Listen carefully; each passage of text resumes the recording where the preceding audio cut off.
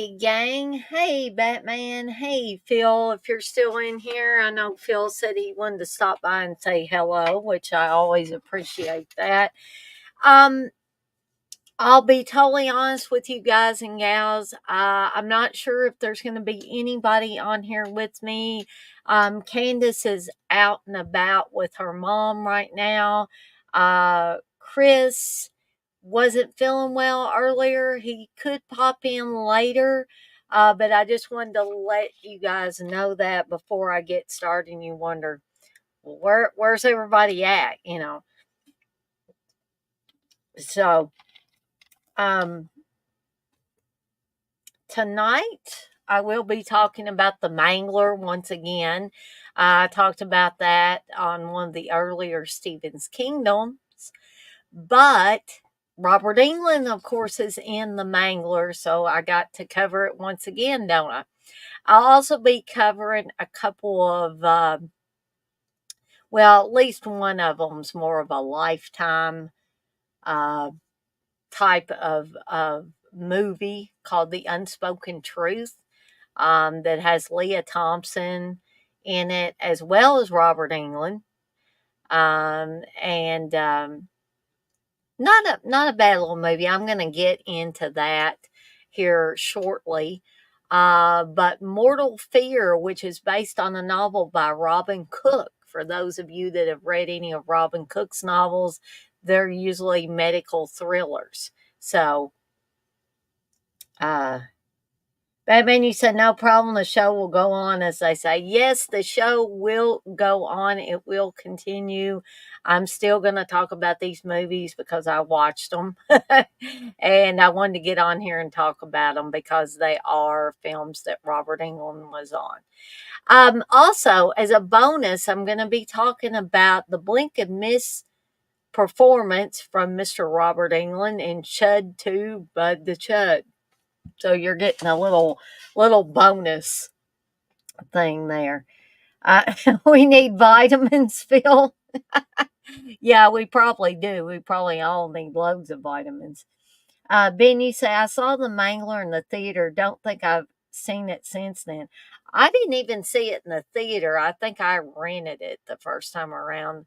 Um, so I just want to remind everybody that we've got several things, or I've got several things coming up for the weekend. No movie munchies this weekend and no movie munchies next weekend. But when I return, I will be making Norma Bates cinnamon rolls. So y'all can look forward to all of that. But me and TJ should be doing our horror on TV tomorrow night. Another Seductive Poison, The Resurgence on Thursday. Be doing another Triple Threat review show. Friday will be another Friday Foolish, and me and Candace are planning on doing another Vicious Vinyl Collecting and more.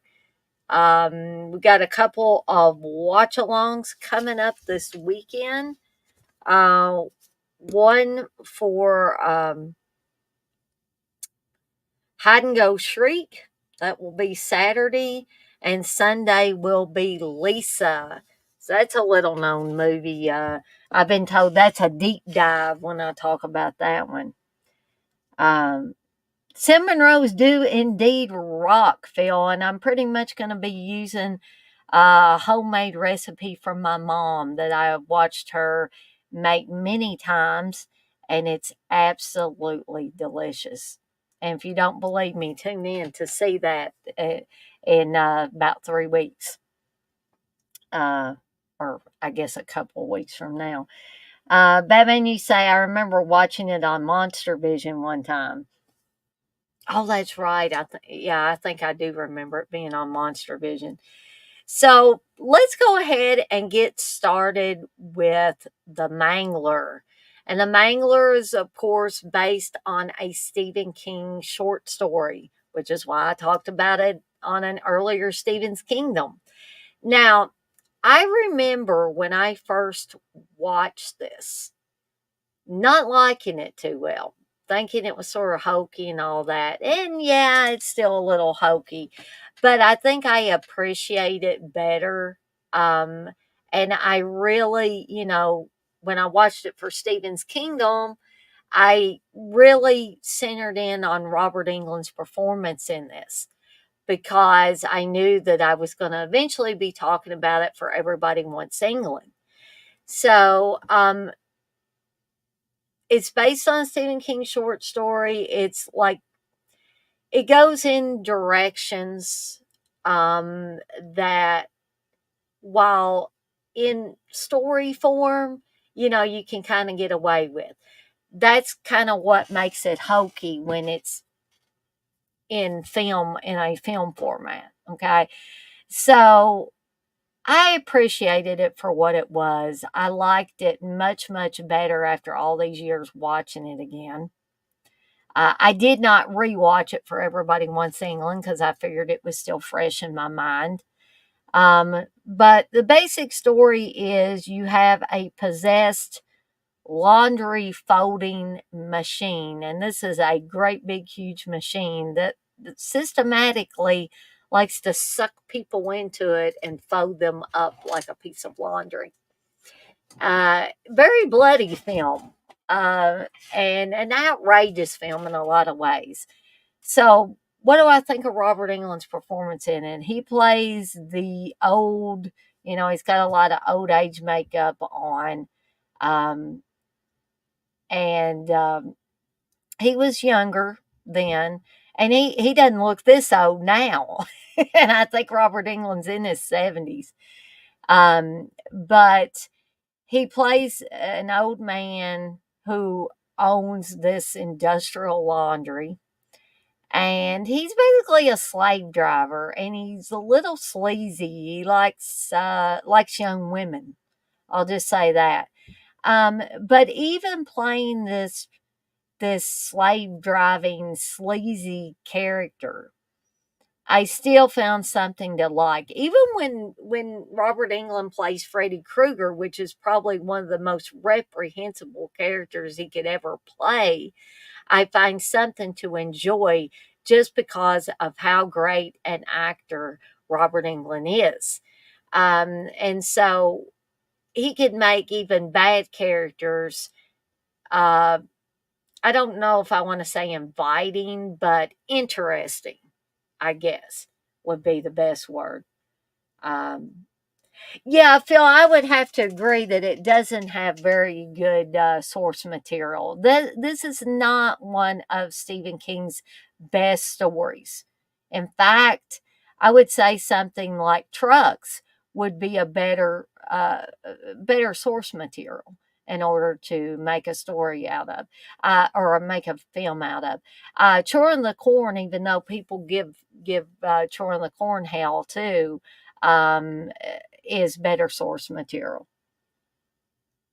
Yeah, it is a pretty short story, doesn't have a lot of meat on its bones, and you are exactly right on all of those points, Phil. Batman, you say, I mainly liked it when blood would get on the machine. Yeah, exactly. And there's a lot of that happening in this movie. So because I've already covered it at least once, I am not going to spend a lot of time on it. But I will go ahead and give it a review. And, I apologize if I can't talk. The review this time. Hey, and there's Chris. I'm going to add Chris here in just a second. Um, I I can't remember what I rated it for Stephen's Kingdom. So bear with me if you find a discrepancy in how I'm rating it now. But do keep in mind that I'm also rating Robert Englund's performance in this too in the rating. So I'm going to give The Mangler 3 deadites out of 5. And some people might think, boy, Dana, you're being generous with that. Especially those of you that have actually seen The Mangler. But I'm going to stick to that 3 deadites out of 5 on The Mangler. So without further ado, I'm going to go ahead and add Chris here. Hey, Chris. Hey Dana, how's it going? Good. How are you feeling? I heard you weren't feeling too good earlier. Uh, yeah, just I mean, I think I'm starting to feel a little bit better, but I mean, still, there's just I don't know what it is. Like I just wasn't after work today because today was kind of a hard day at work anyway, and by the time I got off, I just was not feeling very good, you know. But I think I'm okay. I'm okay enough to get on here and talk with y'all. Well, So I appreciate that. I told everybody, I said, now I'm not sure if Chris is going to be on here or not because he wasn't feeling good. But I said, if I need to, I'll get on here and make a fool of myself or whatever, and I'll get on here and talk about these. so I Um, missed a little bit of the beginning of your stream, but I caught right there at the end you were ranking the Mangler, right? yeah. Now, have you seen the Mangler, Chris? Yes, I have. Okay. Well, And if you want to add some stuff to what I've already talked about, or um I well, I could know I just meant tell to. you what I mean, I've only seen the movie one time, and Gotcha. it was probably close to about 15 years ago. Um, but I mean, I do remember it. I mean, whether you like this movie or not, I feel it's definitely memorable. Mm. Because I mean, what what other movie do you have like a killer washing machine uh in the movie, you know? And then Robert Englund in this is just fantastic because Yeah. the way they've got him made up and how his character is, like he's like the boss over all that and stuff. Um And he's ultra sleazy in this. He likes yeah. young women. Well, see, here's the thing about that, Dana, is like, so his character reminded me so much of Vince McMahon. And Think about now with all of this stuff like in the news about Vince McMahon, it makes him even more seem like Vince McMahon. So the yeah, the movie is like I said, whether you like it or not, and I do like the movie. From the one time that I seen it, I did like it, and but it's like not one of my favorites, you know, right. as far as Robert Englund's films or Toby Hooper's films. Mhm. Although it is an interesting film to be a Toby Hooper film if you compare it to Yeah, his other films. right. Um, but I like I said, I do like it though, and just Robert Englund just plays a very interesting character in that. Yes, he does. Um, but yeah, I would probably have to give it maybe a 3. Okay, so we're pretty much in sync with that. I gave it a 3. Chris gave it a 3. Um, I think that's it. I think that's an adequate rating for that movie, especially Yeah. if you wanna throw Robert Englund's performance in the mix, which for this stream, I definitely wanna do that. Right, and you know, like I said, and I think that it deserves a 3 too. Like, whether is it the best made movie? Well, no. But is it the worst made movie? No. No. But you know, I think there's just a lot of movies out there, even though if they're not the best movie, you know, still, you know, they're entertaining and they have things about it that you are personally going to like, you know, about it, and just that makes you well. That's kind of interesting. That's kind of like, you know, the cheesiness I like anyway within like a lot of like B horror movies and stuff. Mhm. So yeah, like that's why I feel like it's fair to at least give it a 3. Yeah. I I think that is, that like I said, it's adequate enough, and I would recommend this movie. I mean, I'm not telling you go out and buy it. Don't go out and buy it if you've never seen it, cuz you may take one look at it and be like, I don't know what Dana and Chris were talking about. I hate this movie. And it's possible that you Yeah, would. That's yeah. why I say don't go out and buy them if you don't I know already. I know people that absolutely hate this movie. Mhm. I do Um, too. but, I think it's got some kind of charm about it, though. You know what I mean? Yeah, I yeah, and know I'm that. glad you brought up Toby Hooper 'cause that slipped my mind this time, and I didn't mention him. Yeah, like that because I mean that's the first thing that I remember noticing when I've watched it. Like because as soon as it starts, it's like Toby Hooper's the Mangler. Yeah. Uh, I was like, because when I watched it with my friend Justin. Um, and I didn't. I just he just told me about it because he had seen it before, and he's like he was telling me Robert Englund's in it because he's a big Nightmare on Elm Street fan. I think he's even got a Freddy tattoo on his arm. But he just told me Robert Englund was in it, and that was about it. And he just told me like it's killer washing machine. And so you gotta Uh, watch it. I was like, oh yeah, I'll give it a chance. But he didn't mention anything about Toby Hooper. So like when I seen that, I was like, oh, this is Toby Hooper. I was like, interesting. It was even more interesting after the movie was over. um, Chris C's in here. Hey, Chris. And TJ's in here. TJ says killer beds, refrigerators, and cell phone movies are just as goofy. Yeah, if you think about it in those terms, yes, they all are definitely goofy. Batman says killer sofa. Um, but so what about the other two, Chris? Have you seen Mortal Fear or The Unspoken Truth? So I started watching Mortal Fear. Gotcha. Had no idea what it was, Dana. Yeah. But I went into watching it and I was like, oh, this is a Lifetime movie. So Based on a book by Robin Cook, who did medical thrillers. I didn't get to finish it Mm. yet, but honestly, from what I've watched so far of it, which is probably about 25 to 30 minutes of it, I'm kind of interested. Yeah, it hooked me in pretty quickly. But I like that kind those thriller films, and you throw a little medical stuff in there. I don't think I've ever read a Robin Cook novel all the way Mm. through, but they always intrigue me. Um, Well, I tell you what intrigued me the most about this film that I've seen of it thus far, and it's not Robert Englund. It's not even the main character that was, I guess, I think she was the mom in Growing Pains. yeah, Joanna Uh, Kearns. Yeah.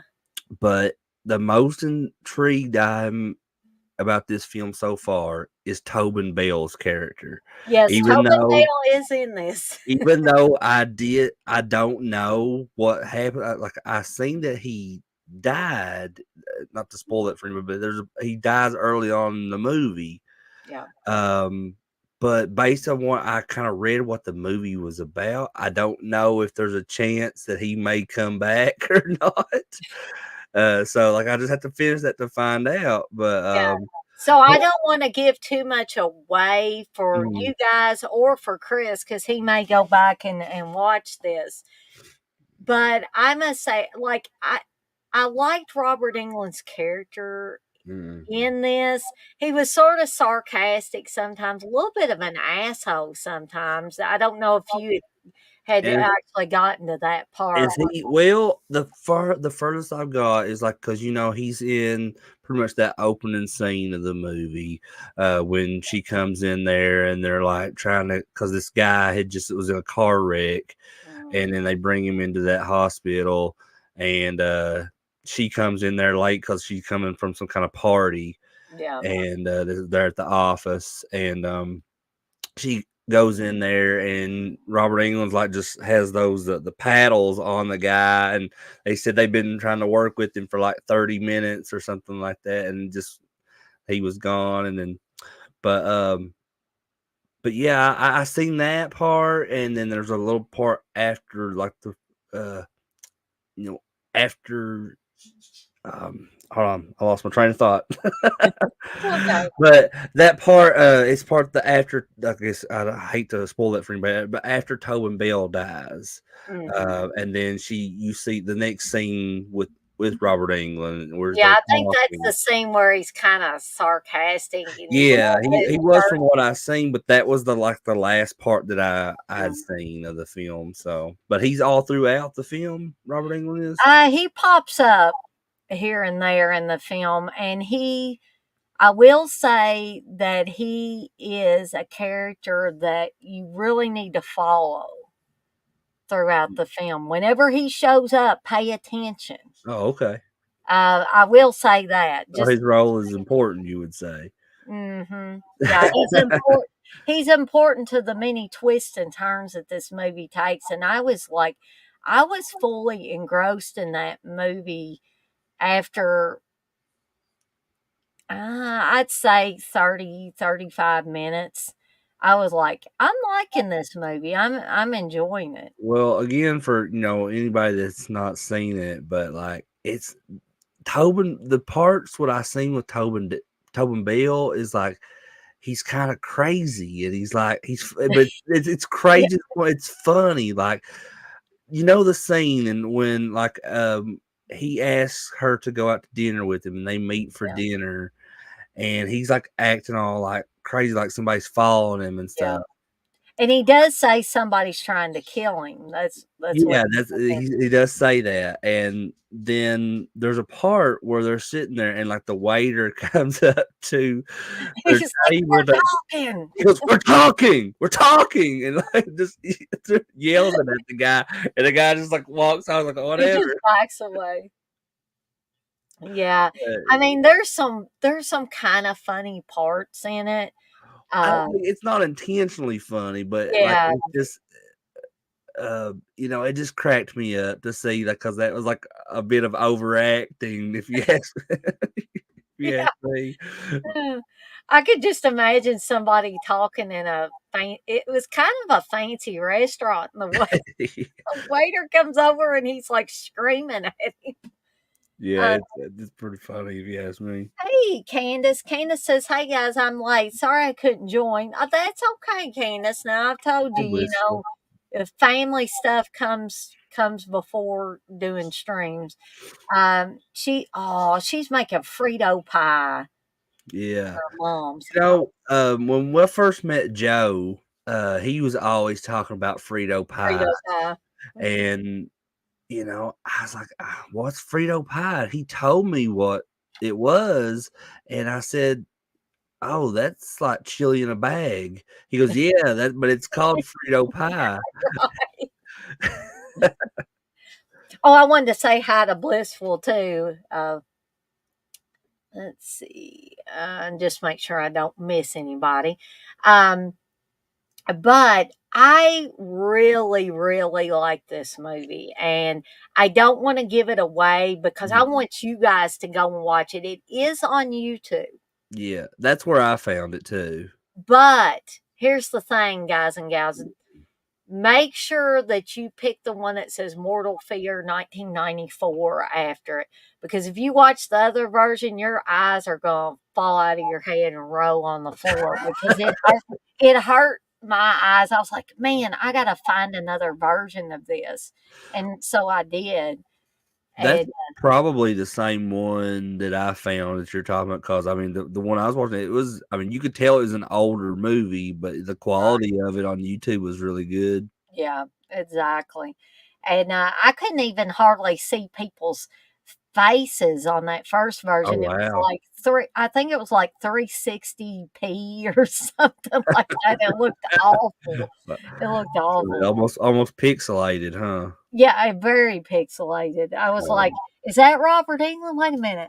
Who is that? Maybe that's Joanna Kearns. I don't know." It Like an literally old is that Nintendo game or something. exactly. So just be careful which one you pick if you go to watch this, but definitely I would recommend it to everybody in here. And you may be thinking, well, why don't you tell us more about it? Because if I tell you more about it, it's going to give away a Yeah, great ending to this. the little that I have seen, I can kind of see that's the direction they were going. It's like, oh, it's going to be one of those movies where it's all tied together at the end. Mhm. Um, It'll so all come together at the end, but I went back and forth, like, during the last quarter of the Mhm. film, I went back and forth like, "Who's the bad person here?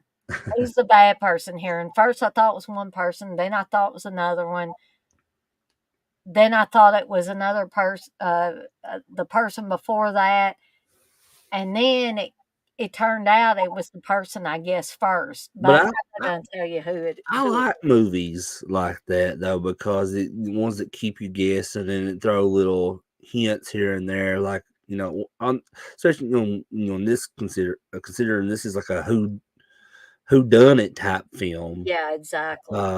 Yeah, I mean, like, what's that one? I think is it called something about the Beast? It's like it's an old horror film. I want to say from the 70s.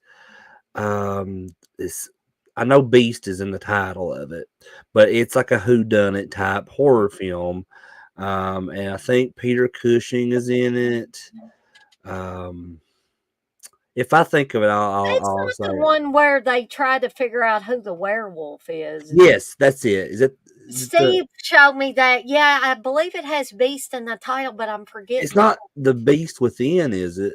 I don't think so because that's the movie where the kid turns into the cicada. Yeah. Okay. Yeah. See, I knew that didn't sound right, but I know. I need Steve here, but he's already in Yeah, bed. Steve would probably know it for sure. But I remember I watched it like That was on a good movie, though. a late night on like AMC or something that came on, and I just started watching. I got really interested in it, but back to this Mortal Fear. Like I said, I've only seen about 30 minutes of it, and it is like a lifetime type movie. Yeah. And typically I don't like those kinds of films, but this is a film that I've kind of gotten interested in seeing what's going on with it, you know. Well, the good thing about this one is I always used to make fun of the majority of Lifetime films when my mom would watch that channel all the time because I would call that the Women in Peril channel because it was always a woman was getting beat up, a woman had an eating disorder, a woman had this, a woman had that. It was like, can they do anything that doesn't put a woman in peril? You Yeah, know? see, that's so funny that you're talking about those because that you're right because that is a channel that my wife's grandmother used to watch all the time, all those movies, and she hated horror movies pretty much because she didn't like anything involving killing and stuff. Uh huh. And but I I joked with her one day, and God rest her soul, she's passed away now. But I just have so many funny memories with her, and like I remember one day, she was talking about horror movies and how she didn't like killing in them and all this stuff, and then I said, "Well, it's often funny you don't like killing stuff, but you watching women get beat to death all the time in a lot of Oh, God. movies." And she goes, "Oh, hush, Chris," and she was funny. Batman says the beast must die. I think that was it. That's it. That is it. I was trying to look it up just then, but yeah, thank you. That's the name of the Beast And Must Die. he got it before TJ. I think that's why TJ's got the first there and the little smiley emoji. Yeah, because usually if it's not Batman, it'll be TJ. They go back and forth with Yeah, I being. knew Beast was in the title, so thank you guys for pointing that out for me Yeah, because now that we was won't be pulling our hair out trying to figure. yeah. I was trying to find it on my phone, and I was like, if I don't figure out what that movie's called, it's going to aggravate me to death. Hmm. Now, as far as Robert Englund's performance in it, I enjoyed the character of Ralph that he played, Hmm. the doctor character, um, and I think he played it to the hilt. And my voice is going. That probably means I've talked too much. I've blabbed too much. Just ask Candace how many messages I sent her today where I was talking. So, um, but Robert England, that's what's so great about him is the fact that you could give him the teensiest role, which we're going to talk about one of those here at the end when we talk about Chud 2, Bud the Chud. But even if he has a non-speaking part, even if he's in the background, you know it's Robert Englund and you're happy that he's there. Unless you're not a fan of Robert Englund, but I don't know who the heck would not be a fan of Robert Englund. I mean, if you're a horror fan, I think most people enjoy Robert Englund in some aspect. I can't really think of anybody I've ever met that didn't like the Nightmare on Elm Street series that was a horror fan. I mean that not saying there's not anybody. There could be some people out there that can't stand those movies, but Yeah, I feel like that Robert Englund has such range in his acting ability, and he's been in so many films out there. There's got to be, I think, at least something for everybody to right. enjoy his work. I mean, he's been in comedic stuff. I still want to watch, like, I can't remember if it was Saturday Night Live or what. He did something a long time ago where he went up to this person and he was like, "I'm the guy that plays Freddy Krueger," and she was like, "I don't know what you're talking about," and he would go like that, like he was doing the glove thing and stuff, and it was so funny. And I think he was on the Goldbergs. There Yeah, was he a was. They episode. that they brought Freddie back for an episode. It was, I think, the Halloween episode of season 3, maybe, or season 4, something like that. But that if nobody's ever watched the Goldbergs and you're a fan of the '80s, you got to check out that show. Mhm. I need to watch it because I just saw clips of it and I was like, "Oh my gosh, I gotta see this." Um, yes, Candace, it is my goal that I'm gonna make I love Robert England shirts, and I'm gonna make me one. I'm gonna make Candace one so that we can wear them to Horror Hound in September. So we'll really stand out as Robert England fans. That's awesome. I've got to have those done by September. Yes, we definitely will rock them, and hopefully Robert England will see us from across the room or something. Say, "Hey, there's a couple of my big fans there across the room." Um, oh, Candace, that's okay. I know you'll message me back when you can, and Blissful, I know you will too. TJ tells me to save my voice for tomorrow when we're going to be talking about some creep show episodes. Oh, it'll be fine by tomorrow. I'm sure it will be. Candace says we'll start a "I love Robert England" chant when we go there.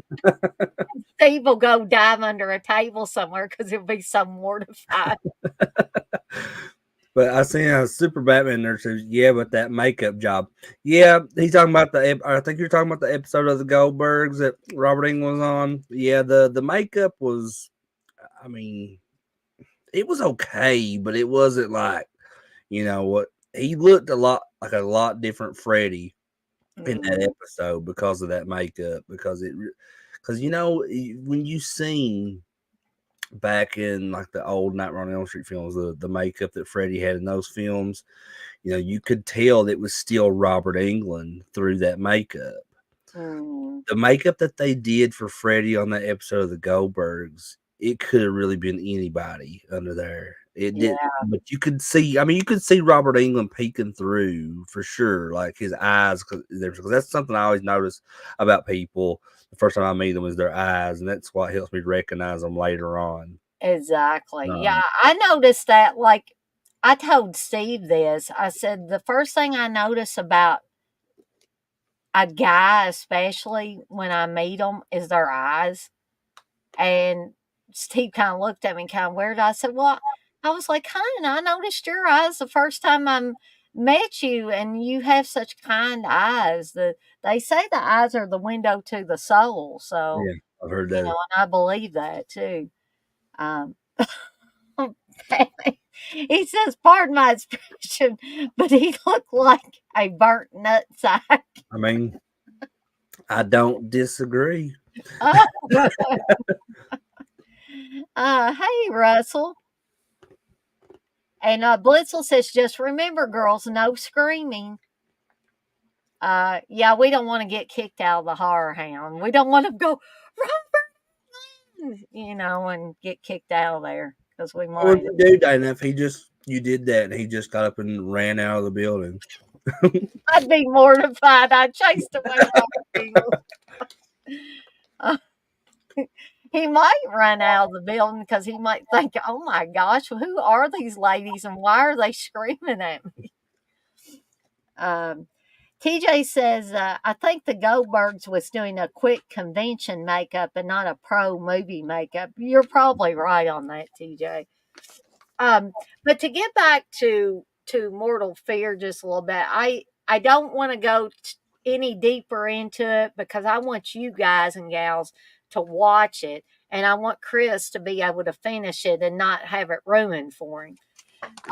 So I'm just going to go ahead and give my rating, which I'm not giving it the highest rating, but I am going to give it 4 deadites out of 5.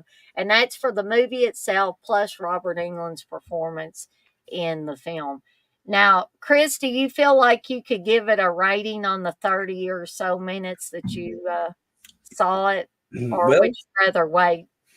I mean, I'll go ahead and give you this rating, but I can give you a different one if I still feel the same Hmm. um, when after I finish the movie. But right now, based off what I've seen, I would maybe give it a 2. Okay. There we go. And we can meet somewhere in the middle there.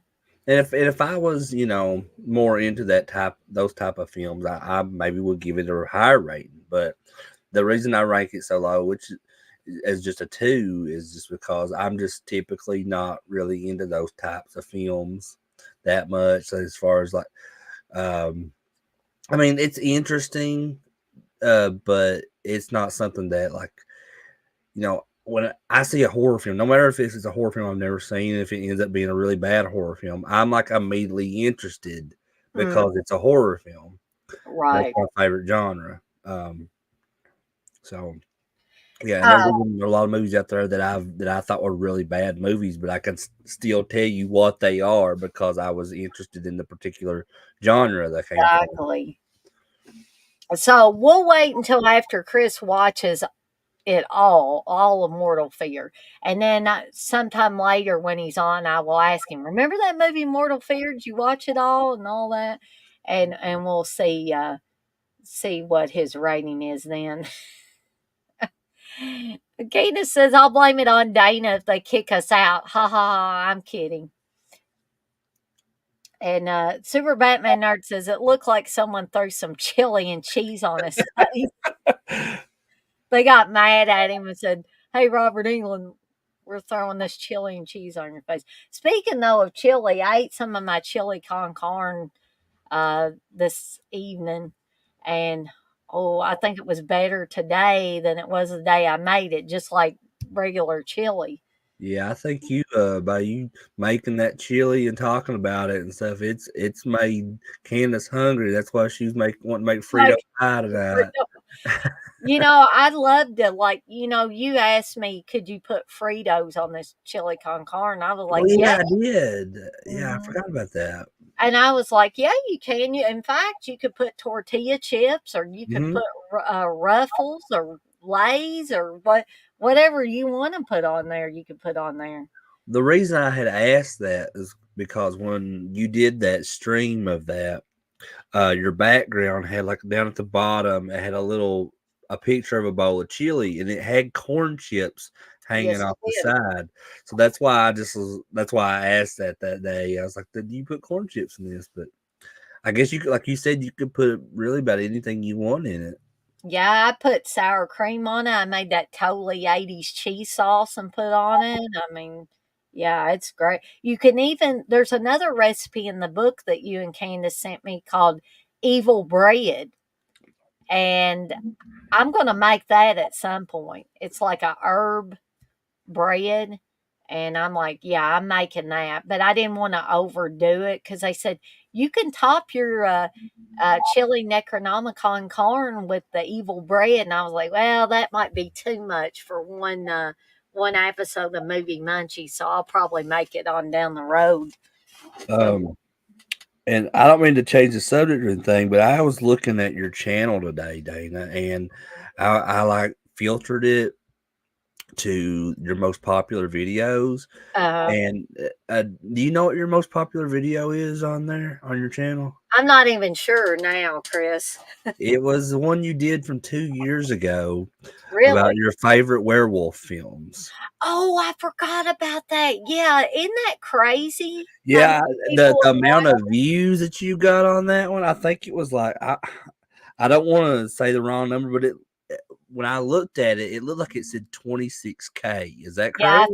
I think that might have been last count that I saw was Oh my gosh, man, 26K. that's incredible. I That's don't know awesome. what the deal was there, but But but yeah, I'm glad that that was people really liked it. cool. I was like, wow, that's a favorite werewolf because like when I seen that video, I started watching your that video today while I was at work because I Mhm. hadn't seen that video that you done that one before. That was 2 years ago.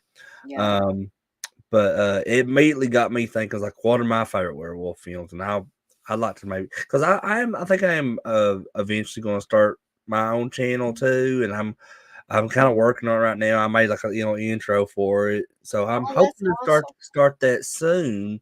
And that would be like one of the things I would love to cover eventually is like all of my favorite werewolf films. Mhm.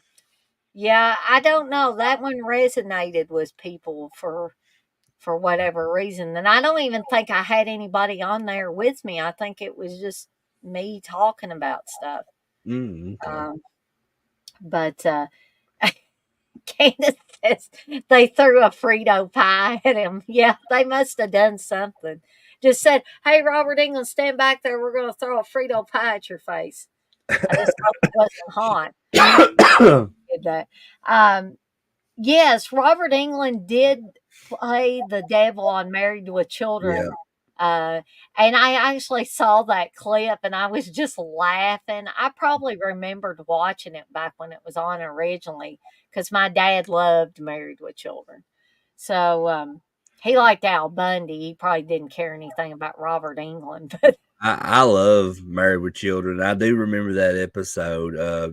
Married with Children had a lot of different guest stars on it over the years. Joe Bob Briggs was on one episode where he did like a commercial for some kind of like I can't remember what it was for. It was called because it had like a phone number on the bottom. It said 1-800 legs up or something like that. Um, and and the band Anthrax was on there once, yeah, and I learned it's funny that they brought up Married with Children because I had learned something recently about that show is that the creators of it were wrestling fans. That's why their last name is Bundy after King Kong Bundy, the wrestler. I did not know that. And That then is, their neighbors, the Rhodes, mhm. which is named after Dusty Rhodes. Uh-huh. That And then makes a lot of sense now. And there was a guy that worked with Al in the shoe store whose last name was Ventura, like Jesse Ventura. Mhm. And I just thought that I never knew that. I never put two and two No, together on that. no. Joe Bob Briggs was on a couple of episodes of Married with Children as Mm. well.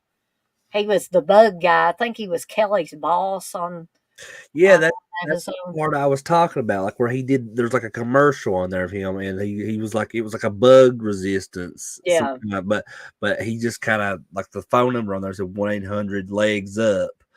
But Yeah, it's that's right. kind of an innuendo joke in there because it's Joe Bob, he's got to throw an innuendo in there somewhere. Exactly. Um, Batman says, I think I figured out why Porky's 2 is not streamable in America. What's the story behind that? I'm Yeah, not I'd sure. like to know that too. Um, Oh, let's see. Batman says, "Dang, Russell, I was about to say that I can't wait for Dana to do the re TV camos, and that was going to be the reason." And Blissful says, "See, you're not boring, Dana. We told you so." Well, I still think I'm a little bit boring, Blissful. Um, Russell says, "Saw Horror Hall of Fame 1990, 1991, and 1992, hosted by Robert Englund on YouTube." I'd like to take a wow. look at that. Yeah, me too. I didn't know that kind of stuff was on YouTube. That's really cool. TJ says King Kong Bunny made an appearance on Married with Children as Peggy's relative. Yeah, that's right. He did. That was, I believe it was a later one of the later seasons episode, because if I'm not mistaken, doesn't Bud don't they have him wrestle King Kong Bundy or something like that? Oh, it seems like I remember something like that. Oh, Batman says the reason for he thinks that Porky's 2 can't be streamed in America is because it has the KKK in it. Well, Oh, I don't. I don't I think that would mean, be the case, because if you think about, look, there's a lot of films well, like, don't they have like oh, the Illinois Nazis and stuff like that? Wasn't that in Blues Brothers or yeah, something? yeah, it I is, think you can stream the Blues and Brothers. the KKK is in Oh Brother Where Art Thou, and I'm pretty sure it's streaming on some stuff. So I don't know why, if that is the case, Super Batman Nerd. That's weird. Then yeah, that's strange. Kind of biased. Yeah, exactly. It's like, well, you can have the Blues Brothers and Oh Brother Where Art Thou, but you can't have Porky's too. Um, Ben says King Kong Bundy was also in the Richard Pryor movie Moving. I've never seen that I movie. don't know if I've seen some Richard Pryor movies, but I don't think I've seen that one. Oh, I love Richard Pryor, Dana. He Mhm. was a comic legend. I mean, some of his stand-ups are so funny. Yeah. But my favorite thing about him was his films that he did with Gene Wilder. Oh yeah. And it's so weird that they worked so many films together, because I had heard a story about where they didn't really like each other Yeah, I in think I real heard life. that story too, which is you can't tell it in those movies. Like No, yeah, because they worked so well. They had amazing I chemistry guess on. they on were professionals is what it was. They, even if they didn't get along, they could get in there and be professional. But oh, I remember Dad talking about Stir Crazy, and I actually have a Blu-ray of Stir Crazy. And I remember Dad quoting that one line where they go, "Uh-huh, we bad," and they're coming out yeah. the shell. I love that. And now I get there's a scene in one of their films, and I get 'em always mixed up. I can't remember if it's Stir Crazy or if it's Silver Streak, but there is a part where they are like in a bathroom or something, and he's trying to teach Gene Wilder like how to like act cool and stuff. Uh-huh. Is that Stir Crazy? And that's because I think that's related to the part that you are talking about, where they walk in there like, we bad. It Because I think maybe was. that might be the same thing I'm thinking of, because I know, I think he was trying to teach Gene Wilder how to act, and when they go in there and stuff, so that way they don't, nobody don't try to beat them up or nothing. Right. TJ, I gotta read this. He says, I'm sure it's a rights thing, not the pointy headed ghosts. Talking about the KKK. Mm. Um, hey, 19 Gardens. Uh, Poor Batman. He said, but I wish it was streaming. And Russell says, Bud the Bumblebee wrestled King Kong Bundy. Okay, yeah, Bud, I knew that he was dressed up as something as a wrestler fighting King Kong Bundy, but I couldn't. That's all I could remember, because that was a long time ago when I seen that episode. so I guess I don't think Chris has seen the Unspoken Truth, Mhm. which, if you considered Mortal Fear a Lifetime movie, you would have really considered this one a Lifetime movie, because out of all of them that we're talking about tonight, this is the ultimate Lifetime movie, channel movie, because it deals with a woman who was battered, who was manipulated into kinda taking the fall for her husband shooting this guy and killing him. Um, and, it ends well, and it's based on a true story. It stars Leah Thompson, um, as this young woman, Brienne, who is married to this guy named Clay, who we discover over the course of the film that he's very abusive, and he's very abusive not only to her but to his daughter, Lily, as well. Um, but Robert Englund, it starts out that he seems to be her brother-in-law, but it takes a twist that the woman she thought was her sister all her life was her mother, Mm. and her mother gave birth to her at age 15. And the only way that her father would let her keep Brienne would be to say that they were sisters and that the grandpa was really her dad. And so it got kind of messy towards the end, but that was how um, the grandmother, the maternal grandmother, was able to actually get custody of the little girl, Lily, until the mother got out of prison.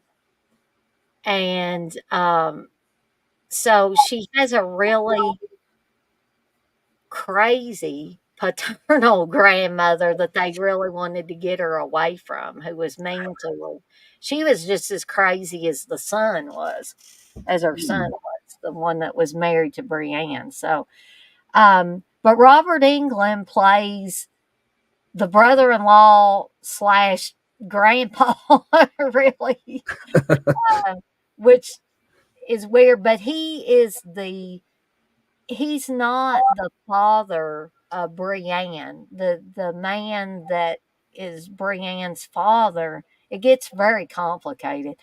Um, the Brienne's mother got sent away to Ireland because they're Irish. Mhm.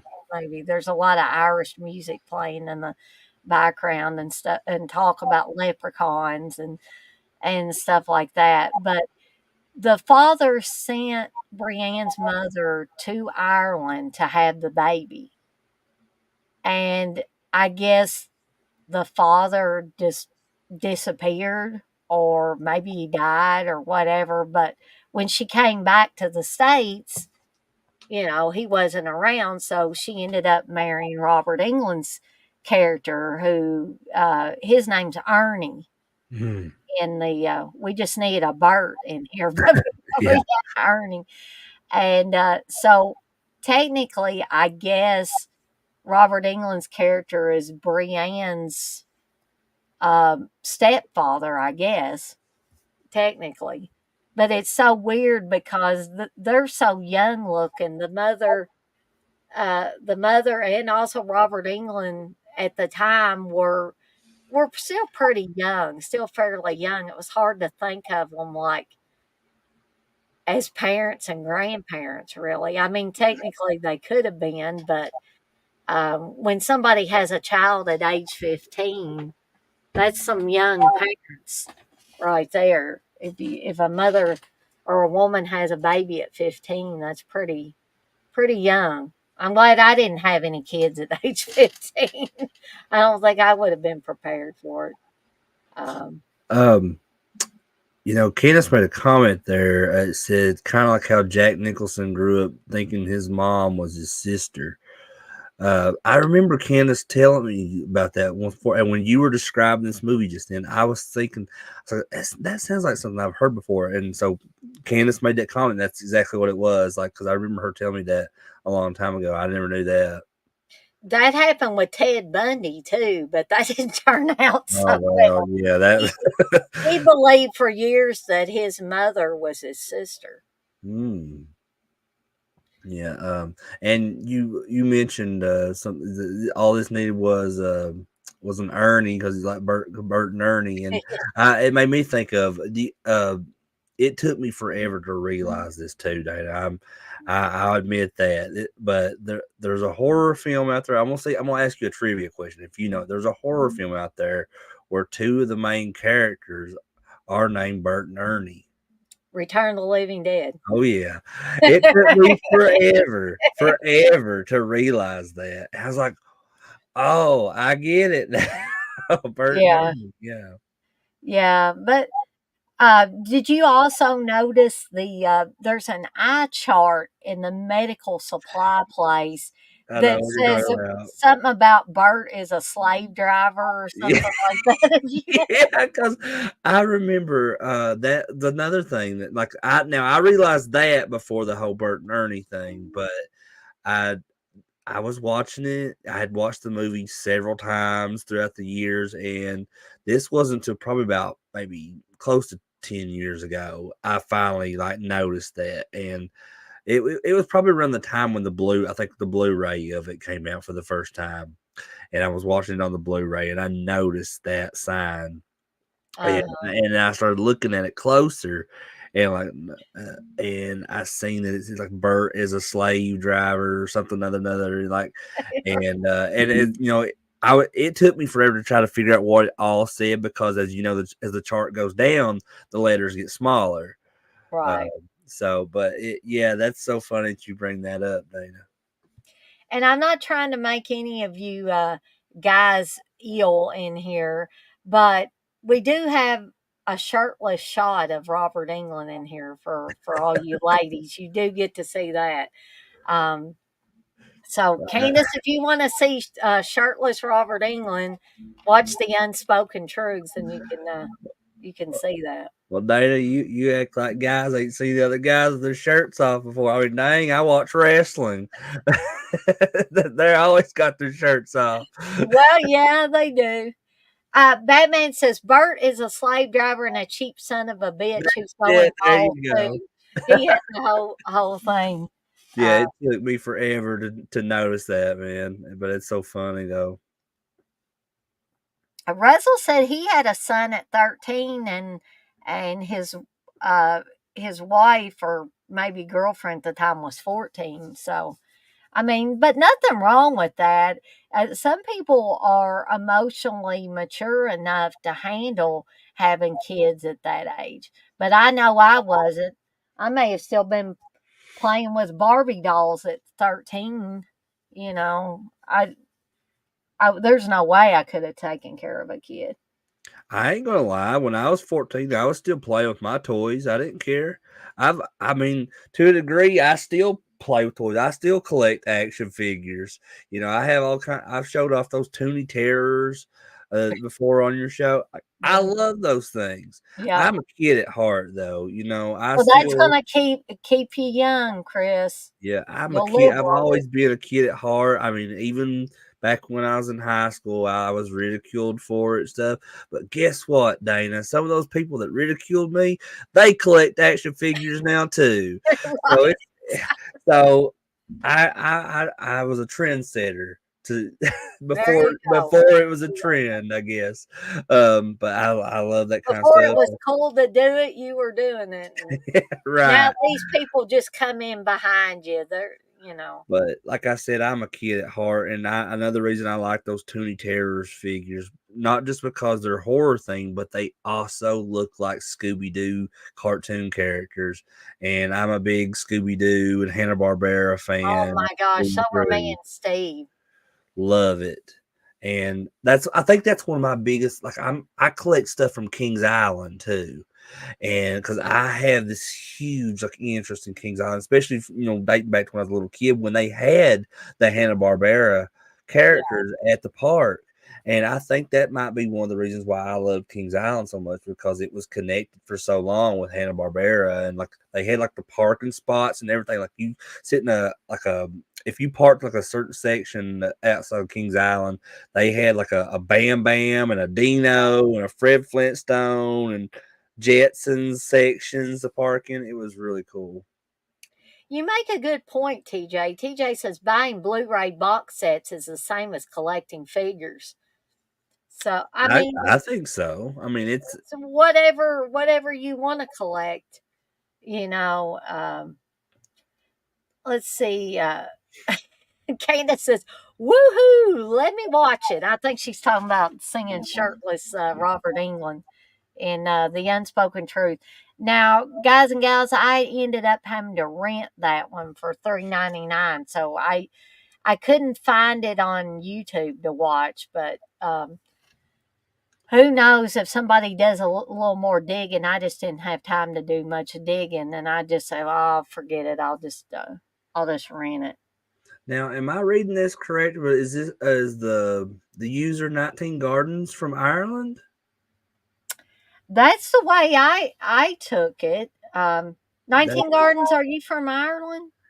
if so, that's very cool because I've always wanted to visit Ireland. Like, and I just have a lot of. I don't think I even have Irish in me, Dana, but I just have always been interested in anything like it was kind of Ireland themed. Yeah, I love the Leprechaun movies. I love a band called the Dropkick Murphys, who I just seen about a couple months ago, that's right. Yeah. and I love that band, and I just love the whole Irish culture, and that's really if they are from that's really cool. Thank you for joining us. Um, because too, they 19 Gardens says it's 1:55 a.m. here, so my spelling is Okay. atrocious right now. That's about time when I go to bed, Dana. 1:55 a.m. Exactly Sometimes that I ain't time. sometimes I ain't in bed at that time. Candace could tell you that because sometimes we or Blissful, we've been chatting past that. TJ says he loves Guinness. I've Um, never drank Guinness, but I've put it in beef stew mm. before, which Yeah, is I've never had it either. But again, like I don't plan to have it at any time because I did stop drinking a while back. Just and I, honestly, I'm so glad I did. yeah, I always feel bad when I talk about how great a drink tastes. Just like I was telling Candace, I was like, I hope you Well, don't think but bad of me, Candace, because I had a margarita at the Mexican restaurant. well, no, that's a little bit different. I'm talking about because I'm not gonna lie, I was at point probably we consider an alcoholic, and I'm just but a lot of people drink and they're not alcoholics. They're like you're not an alcoholic, Dana. I know you're not, but you just like I to have a don't feel like I am, you but just have a drink every now and then. That's fine. It's but I mean, like to me, I went through a bad part of my life, but I'm glad that's over with now, and I'm here with you, Dana, doing your streams. yes, you are. But Chris, speaking of that, I mean, this is not in any way, shape, or form trying to make fun of Chris, but do I have your permission, Chris, to tell the story again about um, when we were all at the in the I think it was the oh yeah, it was when we stayed at the bad hotel in Louisville that had the bugs and the stains on the wall and stuff like that Oh and yeah, we everybody was hanging out in the hotel room and like everybody I think everybody pretty much was drinking that night and I think there yeah. were some You people that go ahead. I have were no. smoking, and they wasn't smoking cigarettes either. They were stepping outside the hotel room, and they was partaking of a little herbal enhancement. I'll just say that. But I was drinking Mad Dog 2020. I do remember that. But it, I can tell a couple of stories. One about my husband, one about Chris. We'll see if how much of this he remembers. So everybody was pretty much drinking. And Chris at one time said, I'm going to go back to my hotel room. I think you were feeling a little woozy and Yeah. tired because we'd been drinking. So he left the room and about I'd say 10, 15 minutes later, he comes back into the room. I think it was Wes's room because Aaron said he wasn't staying in that hotel. I think he was staying in a hotel across the street or something. But anyway, um, Chris comes back in there, and I remember this vividly. you stood by the TV and you put your head down at the very front of the room, and somebody said, I don't remember who said this, "What's wrong, Crater?" And you looked up and you looked just as sad. You said, "I forgot where my hotel room was," and the whole room just burst out laughing. I felt bad for you, but at the same time, I could not help That's myself. that's the first time I've ever heard that story, Dana, because I clearly don't remember that. And I'm not making fun of you, Chris. I'm not making fun of you. It's just one of those things that you remember. Like if you're on the outside Oh looking in, no, that you remember. that's hilarious. I'm Candace is really laughing. She says, "I've never heard that I've story." never heard that story either. But I know exactly when you were talking about. Like I remember us, um, sitting in there drinking and stuff that back then. But that was, I mean, it probably got to a point where I stopped remembering what was happening in that Oh, moment. Candace, I guarantee it was before y'all started. I almost said drinking, dating. Um, yeah, I think it was probably it was before me and Steve started Yeah, dating. I want to say this was probably either at Fright Night Yeah, it was Film Friday Fest, night. to either 2009 or 2010. I think Now, it was probably 2010 because yeah, that was literally like weeks before me and Candace started dating. Because I think it was in August of 2010, or either the end of July or sometime in August. And then me and Candace started dating on August 21st of 2010. and then I think not probably not long after that, me and Steve started dating, or Hmm. we kind of started our relationship, I guess you could say it, but we didn't announce that we were dating for a little bit. But now that brings me to Steve's funny story that I will not forget. And please pardon my language, but the, this word was used by my husband. So I guess it was probably after Chris had his. I think he eventually found his room because we didn't find him out in the hall. Well, I think like I don't know what was probably going on. I couldn't tell you because, like I said, I don't even remember that. But I'm sure I made it back to my to my room somehow. I think Steve may have ended up passing out on a bed or the floor in Wes's room. I don't. He may have not even went home. And he lives in Louisville, so he could have went home. But I think he was so wasted he just passed out in Wes's room. What would you have done, Dana, if you couldn't find him and we went on like a search for him throughout Louisville and we just found him passed out beside a Week's Pizza? That'd be hilarious. Oh, but what happened was I does anybody remember Crystal Skull vodka? It was That's actually Dan in Aykroyd's stuff, wasn't it?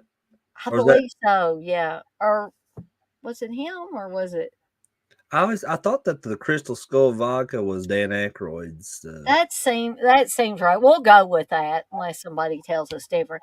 So anyway, one of the people in our party bought some at the liquor barn in Louisville. Mhm. So it was readily available. And I remember Steve didn't buy the Crystal Skull vodka, but he picked it up. Again, he was at the front of the room and he had already had too much to drink. And then he took a sip of the Crystal Skull vodka. And I remember him clearly yelling out, "This water tastes like fucking vodka."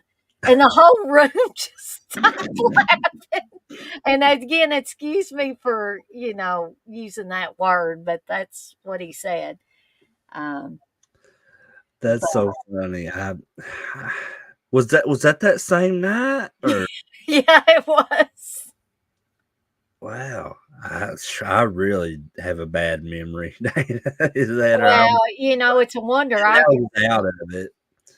I think I drank a Jaeger bomb that night too, and uh, I said, "This stuff tastes like cough medicine," because that's exactly what it tastes like. Robitussin. I do remember at a horror hound one time though. Now I don't remember who had it, but we all drank from it. And it was that stuff called absinthe. Oh, I'm glad I missed out on that because I heard about that stuff. Yeah, but talking about that Crystal Skull vodka, even when I did drink, that was something I never did like vodka. Mhm. I don't know what it is. I did not like the taste of it. It's a little strong for me now, so I kind of try to stay away from as much as I can. I've made myself sick on. I made my own screwdrivers one time, and this was after me and Steve were married. And I don't know what possessed me to do this, but I poured about this much vodka and this much orange juice and made a screwdriver out of it. Let me tell you guys and gals, don't ever do that if you don't want to be, throwing up. Uh, Yeah. you don't want to do that. Candace made a comment here, and I think she's right. She says that has to be when you took that picture with Joe in front of that TV cabinet. You looked wasted. Th- I yeah, I'm bet. pretty sure she's right because that I know that picture was taken during a Fright night, and it was before me and Candace were dating. So yeah, that's very possible. But that's my two funny stories from that particular fright night. I'm so glad you decided to share those, Dana, especially that one about me because, like I said, I kind of remember that and I kind of don't. But Uh-huh. as far as what you was talking about when I came in, when I said I couldn't find my room, now I don't remember that. Like I said, I must have been really out of it, especially. You look like you lost your best friend because I had to have been. If I couldn't have found my room, then yeah, that had been what it was. Because I mean, I have a pretty good memory when it comes to things, as far as like a photographic memory of it. Mhm. So I know exactly how to get to my room. I've never had that issue before, but apparently I did have that issue, and now Dana's telling me about it. But I wouldn't, I think I have told that story in the past, like just in passing, but I didn't want to get Chris on here and then say, "Remember the time you got drunk, Chris, and you couldn't find your room for the Fright night?" I wanted to at least ask him before I unloaded this story. Uh, but Steve has no bearing on this. He's in there asleep. He should be awake if he don't want me telling stories He'd about. be all right. He'd be He'll live, won't he? Blissful says, "Oh, Dana, the orange juice ruins the vodka." I think it was the other way around because I just made myself so sick. Yes, Candace, Steve did pull a chong. Yeah, I know exactly what you're referring to there. He did. Um, but to get off of that and get back to the bonus movie I wanted to talk about. Now, did you get a chance to watch Chud 2 Bud the Chud? No, I still haven't got around to it, but one of these days. But I'll hear what you had to say about it. Well, I will say I had a lot of fun with this one. Now, keep in mind that me and Chris did a watch along not very long ago This for past Saturday, yeah, right? this past Saturday for the original Chud. Now, I think everybody in here and Chris would agree that that's a serious horror movie. Okay. Mhm. Chud 2, Bud the Chud is not. And what do you expect from something that has the subtitle Bud the Chud? Uh, it's not going to be serious. Okay.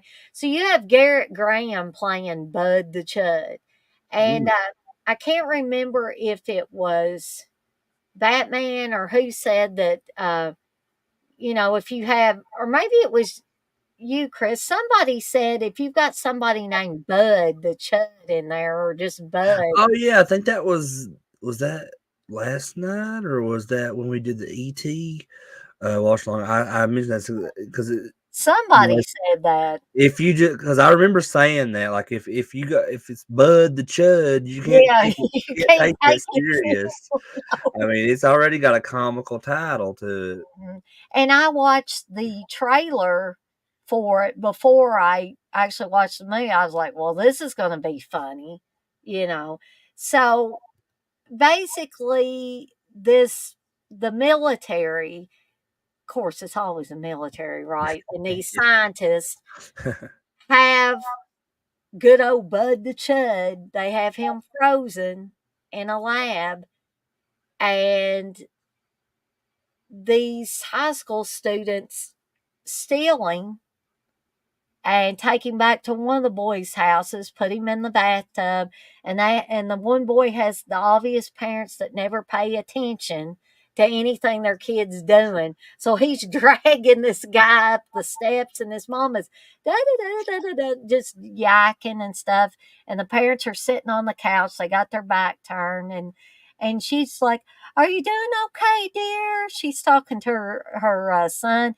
Yeah, mom, I'm fine. He's trying to drag this what they apparently believe to be a dead body up the steps. They put it in the bathtub. His mom comes up there sometime later and says, now don't stay in the bathroom too long because I gotta take my shower or whatever. So he said, all right, mom. So she goes back downstairs. And then Bud comes to life. And the look on Garrett Graham's face, he's got sharp teeth and he's got this makeup on. And they scream when they see him, and he screams when he sees them, and he just goes, ah, like that.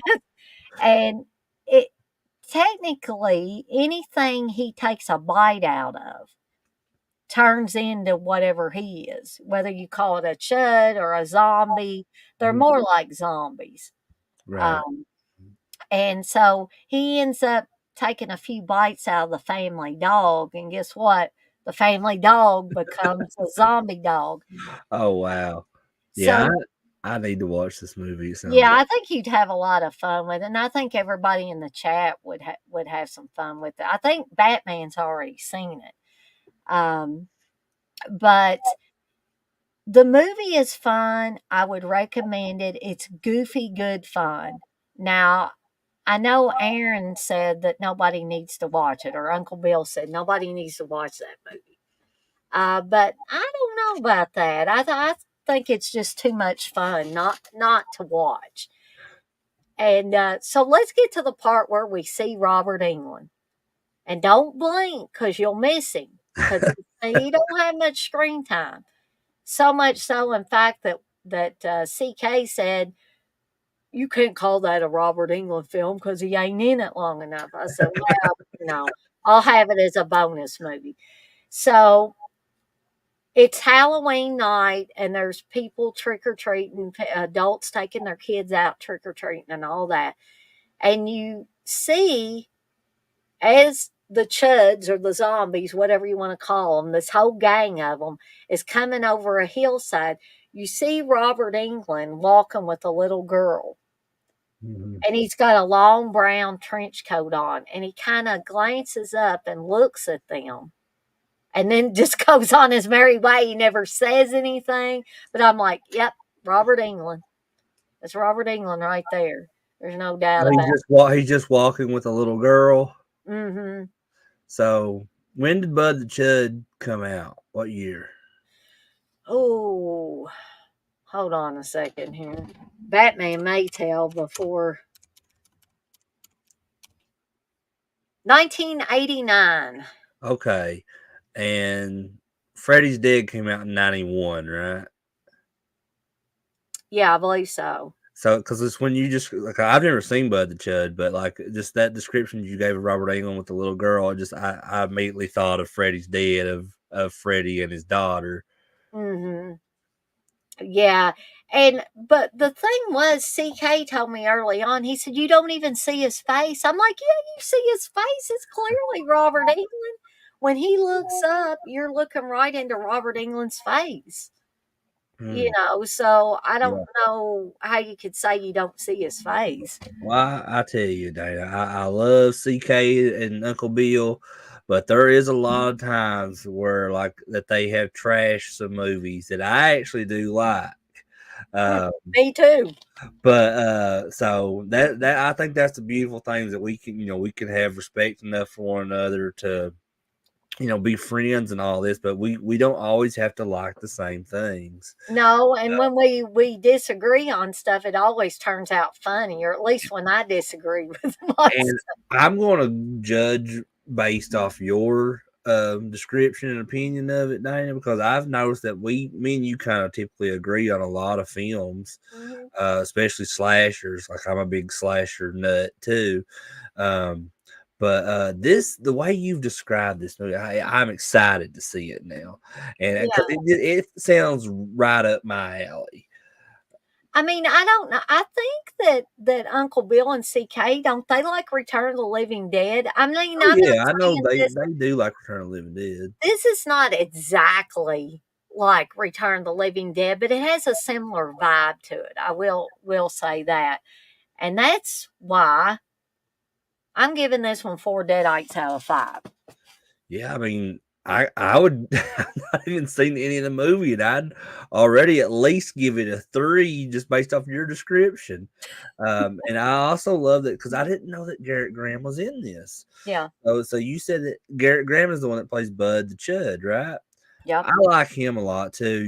If you've ever seen the film Terror Vision, uh, Yes. I love his character in Terror. Mhm. And then he also, I think he plays like the foster dad of Andy in Child's Play He 2. does, and that's the one character I don't like because he's such an asshole, but Yeah, because like when Andy comes to that house, like they have all these different like the mom's got all these different figurines sitting up around the house and stuff. And I think Chucky like breaks one of them, and then the dad like automatically immediately blames Andy for it, which is the foster dad, which is played by Garrett Graham. But yeah, you're right. As far as like roles go, that's probably like the one I don't like him in either because he's such a jerk.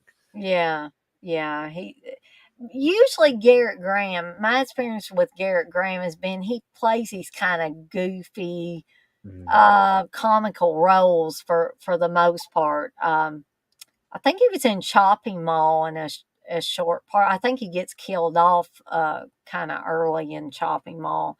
Yeah, that's right. And I like I said, I love him, and he's a really nice guy too. I got to meet him several years ago Oh, at a that's horror cool.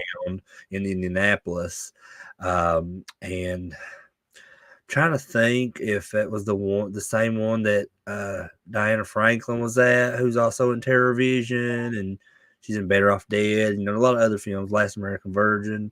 Uh, Amityville too. oh, that's right. Yes, Amityville too. But I think they were at that same horror hound. I met both of them because I had them both sign a photo from Terror Vision. Mhm. Um, let's see, TJ says, "Bud must be one of those throw a known title on a unrelated script." That's very That possible. that is possible. Like Troll 2, Oh, yeah. because Oh, Troll 2 doesn't even have any trolls in it.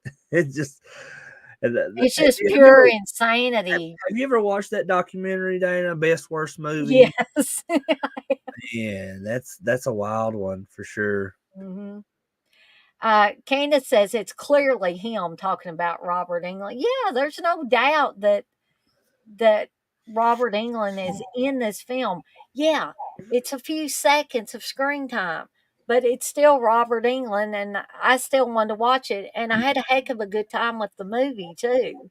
So yeah, no matter what CK says, I'm going to include that in Robert Englund's filmography. And I had Batman to thank for that because it's not shown on Robert Englund's filmography because he was uncredited in Hmm. it. So, I thought that they still put roles up on people's IMDb pages, even though if they were uncredited. yeah, you're all right about that, Chris.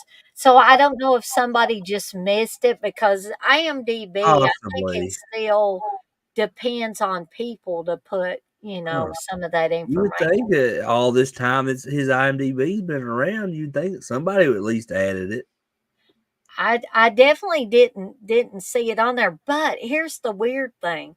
I think if you look up Chud 2, Bud the Chud, you Right. can see Robert Englund uncredited. I have noticed that on some pages before too. Like, so and sometimes which I'm not saying that Robert Englund did in Bud the Chud, but sometimes it's hard to find because they would maybe go under a different name when they were in a film, or like a cameo or something. They sometimes actors will change their names. Yeah, Is it like but it should still list that, I would think, on IMDb, because like Michelle Bauer, for example, when she yeah, was in Sorority Babies of Slime Bolorama, it was like Michelle McLaughlin or something like yeah, that. yeah. It certainly was. Batman says a British YouTube channel called Off the Shelves introduced me to Chud 2, as well as Girlfriend from Hell and other cheesy 80s horror movies. You know, there's another. I'm glad you brought that up. 80s, cheesy 80s horror movies.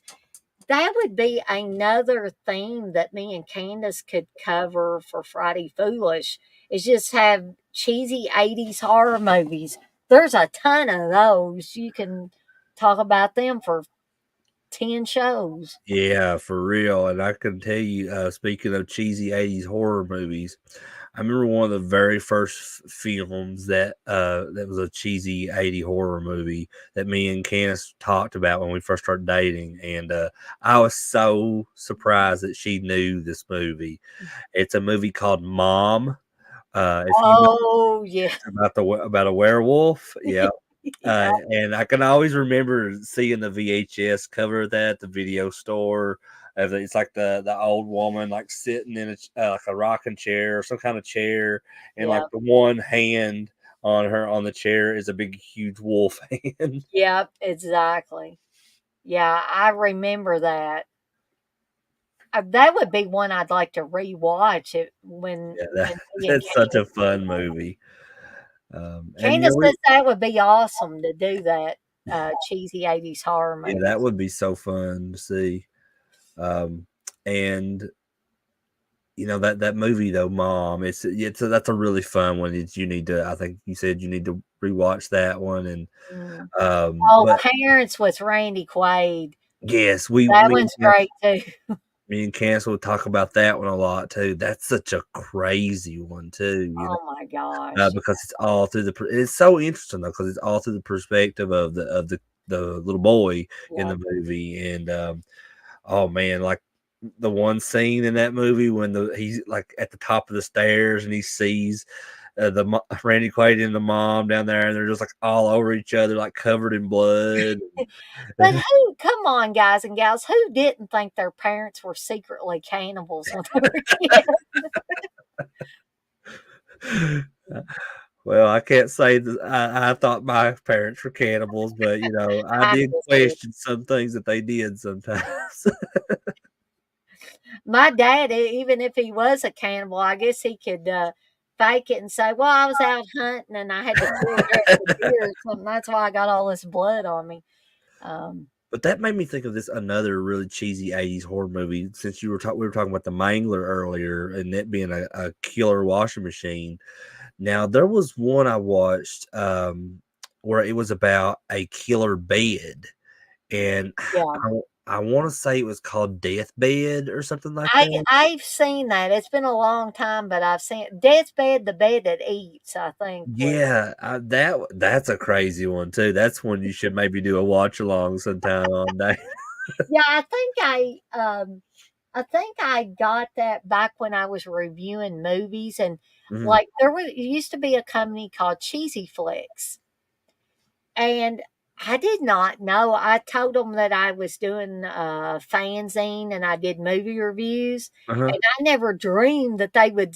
A few days later, about a week later, this big box came in the mail, and it was full of movies from Cheesy Flicks. That's awesome.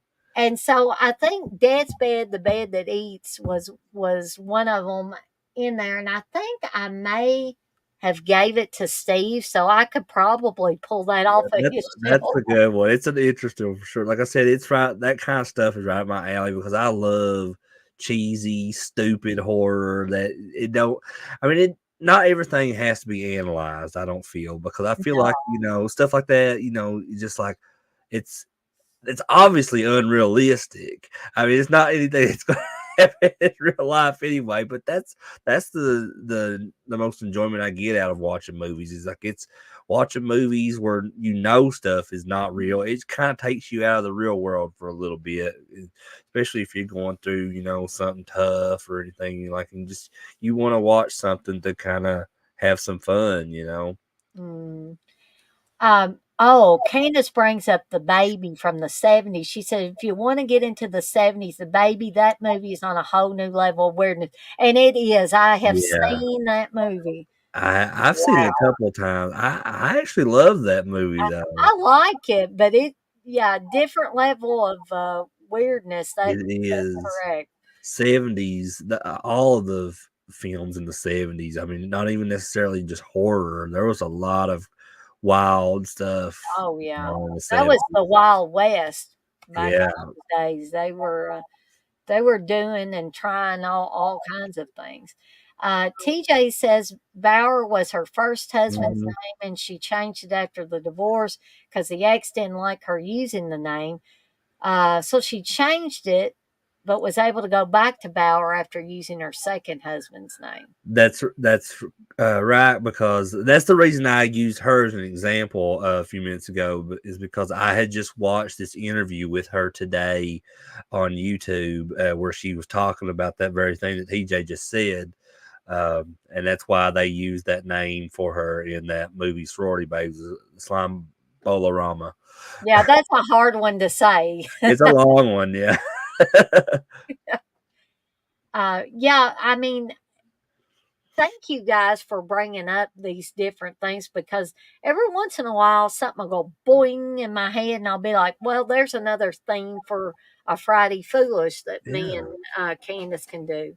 Um, and so far, the themes that I have suggested, Candace hasn't give me any pushback, and I don't think she will unless it would, if unless I did something like really crazy off the ball. I Like don't. your let's talk about our favorite exorcism movies, Candace. Yeah, she might say, "Oh, Just be like, "Nah, I'm out on I'm that. I gonna have to bow out of that one." can't make that episode that day, Dana." Yeah, I wouldn't do that to her. I used to work with a guy when I was working in IT for the library system. That kind of stuff freaked him out too, and I remember one time I brought one of my VR headsets Mhm. to work with me, and we got Lawrence to put it on, you know, and then I said, "Now, Lawrence," I said, "it's a horror game, so you're gonna see some, creepy stuff in here." And the other guys in the department, because keep in mind at this time period, I worked with all guys, and they knew that stuff freaked Lawrence out.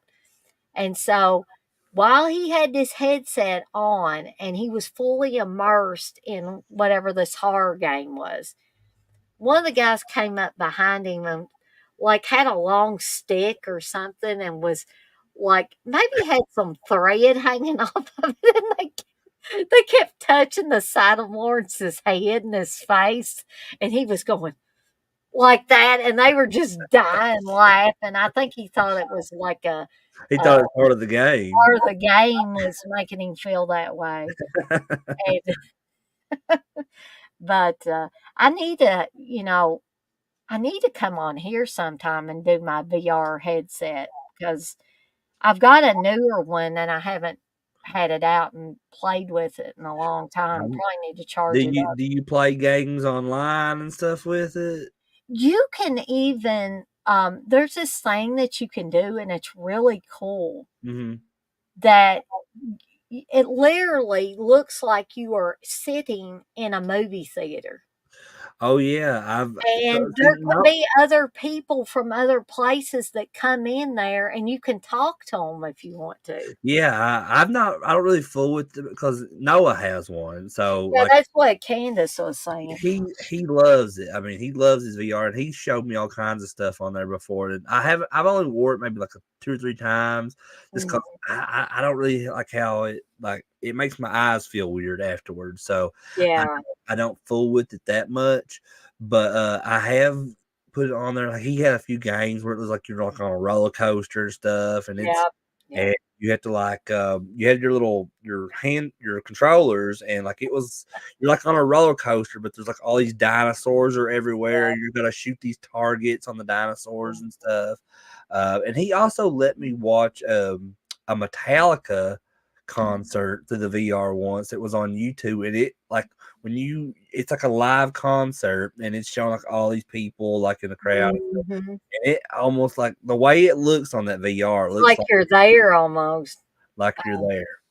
Me and Steve did a wrestling one, and it was like we were literally on the Oh, that would side be of the fun. wrestling ring. It was I never thought fantastic. about that. I bet that Yeah. would be fun. Yeah. Steve was like, "Well, this is pretty cool." I said, "Hey, yeah, put the headset on, Steve, and try this out." And he was actually kind of like this because they were flipping people out of the ring and all kinds of stuff. It was just really, really cool.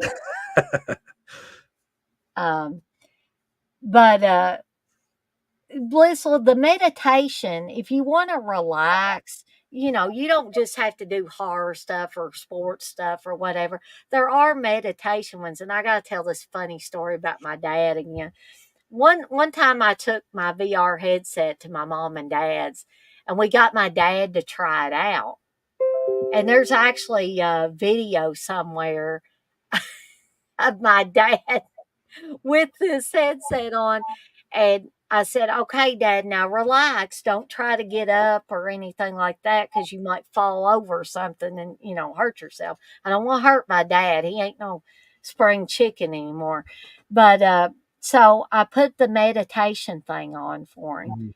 And you can see him, he's going like this. And he was like, he said, "I see uh, the pier," and he's pointing. He says, "I can see the sky and everything." And my mom is just dying. She's just making fun of him so much. We were all laughing. Steve's there. He was laughing too because my dad was like, "Yeah, but I can see it. I can see it." He was just carrying on over it. But the meditation is really, really cool and it is relaxing.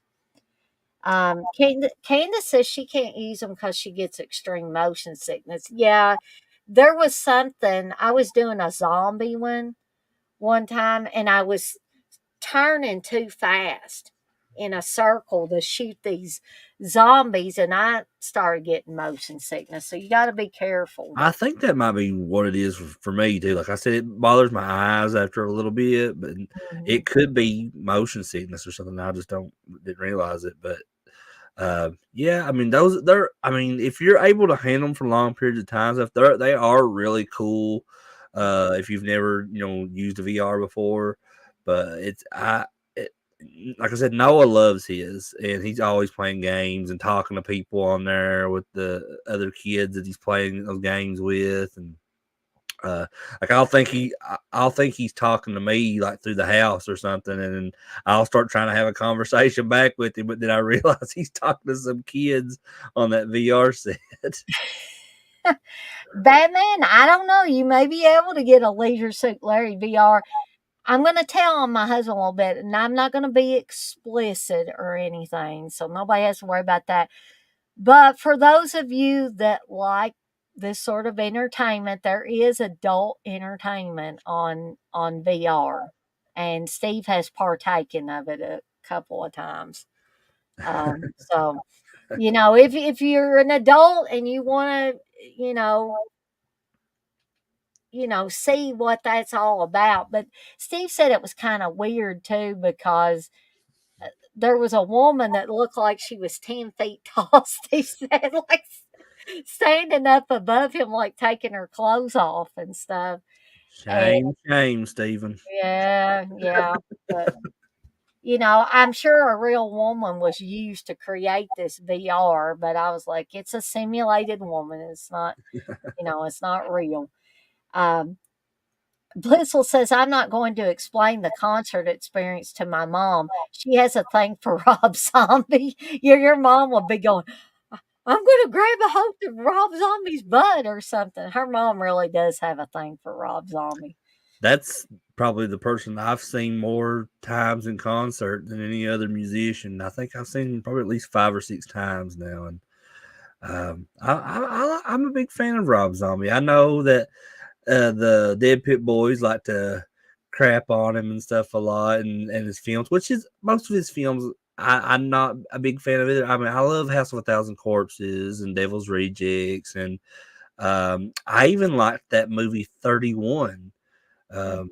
but majority of the other ones, I kind of have a hard time getting into, um, especially the Halloween remakes and all that. Lords of Salem, I couldn't get into. Salem, I thought was the worst one.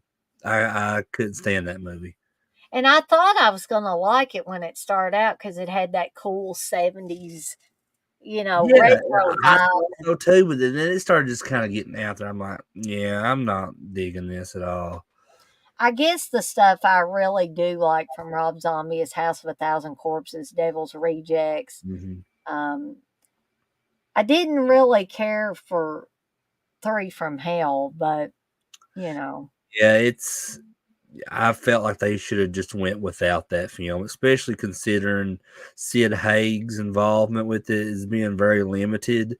yeah. I felt like they should have just left that alone at Devil's Rejects as far as the Firefly family goes. You know, that's um, although I did kind of enjoy Richard Brake's character in it, Hmm. which he's also in 31, which I really did like 31 a lot. I tried to like 31, but I just yeah, it wasn't my cup of tea. But I love the concept of it. It was uh, very, very cool. yeah, I would agree. The concept is good. Maybe it was the execution of said concept that Possibly, just yeah. wasn't good for me. Um, oh man, Candace and Blissful are talking about Rob Zombie, and yeah, this is going to become the music show. But that's okay. Like I say, we never know what's going to happen or what people are going to Now, talk about. Candace, I tell you, Candace is that's her main passion, I believe, is music. Now, mine would probably be movies, horror movies, and to be specific. But you know, I definitely do love music too. But like not, I don't not like Candace. Like and I'm not saying it's just because she's my wife, Hmm. but I feel like she knows more about music than any other person I've Oh ever my met. gosh, yeah. She's very knowledgeable. Her and Blissful are probably the most knowledgeable people about music, at least as far as women, that I've ever met in my life. Yeah, Candace has told me stories about that. Like when she was in high school, there were, you know, she was a Kiss fan, and Mhm. there were guys she went to school with that were Kiss fans, and she's told me this story a bunch, and I always love it when she tells it because she's said that these guys were talking about Kiss one day, and she joined in and talking with them about, and like there was a couple guys that were acting like they were shocked, like they had like Yeah. it was impossible for a girl to have this kind of, and they got kind of, you know, I think envious of her, but they was also, I believe, jealous of her too, because I think she did say that at least one of the guys was kind of rude to her after the fact and stuff, and just because she knew more than what he did. Oh, well, poor And baby. yeah, for real. Well, you know, I used to get along with, and still yet, you know, I have friends that are women, and I get along with women. I'm not saying, I dislike women or anything. Just ask Candace and Blissful about that. But I have always gotten along better with guys than I have women. When I was in first grade, when we would have playtime, always not sports related stuff because I was never good at that. But if the boys were playing with Lego blocks or bristle blocks, anybody remember bristle blocks when they were a kid? I don't think I know what that is. Bristle blocks look kind of like Legos, Mhm. only they had bristles on them, like bristles on a hairbrush, Oh, and they would kind of stick together wow, because I've of never heard of those. yeah. Now I did play with do you know what Lincoln Logs are? Lincoln Logs, I played with those I too. used to play with Lincoln Logs all the time. We had those in first grade too, but I would always go over where the boys were playing because they were always doing something much more interesting than the girls were. And mom can tell you this. So when I got older, like I'm talking like when I got in high school, middle school, and high school, the guys would always want to talk to me because I knew about horror films. And a lot of these guys liked horror films. So it's like, Mhm. let's go talk to Dana. She knows all these different horror films. So I would just sit and talk to them. I didn't care that they were guys. And I wasn't interested in them romantically. I just liked talking to them about Right. horror movies. Yeah.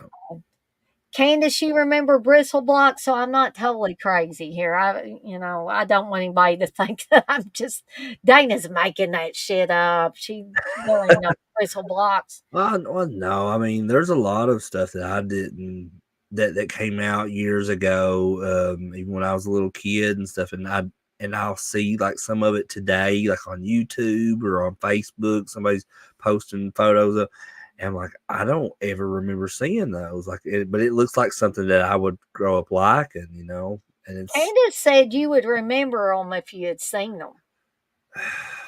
well, that might be the case too. There's not that many years between me and you guys, so it's But well, no, but you also have to remember because I know of a lot of older stuff too, thanks to my brother. My brother's 10 years older than me, I believe. yeah. Uh, yeah, 10 years. So because he was born in '76.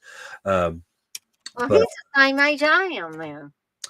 yeah, and he really it's because of him that I'm a wrestling fan and like I love all this stuff from the '80s, like GI Joe and Masters of the Universe and now, as far as like the horror movies go, I have my dad to thank for that because my dad is really like the horror person in the family. Exactly. Yeah. And he introduced me to all those films, and he still is. He never misses Svengoolie on Saturday nights. I'll tell you that.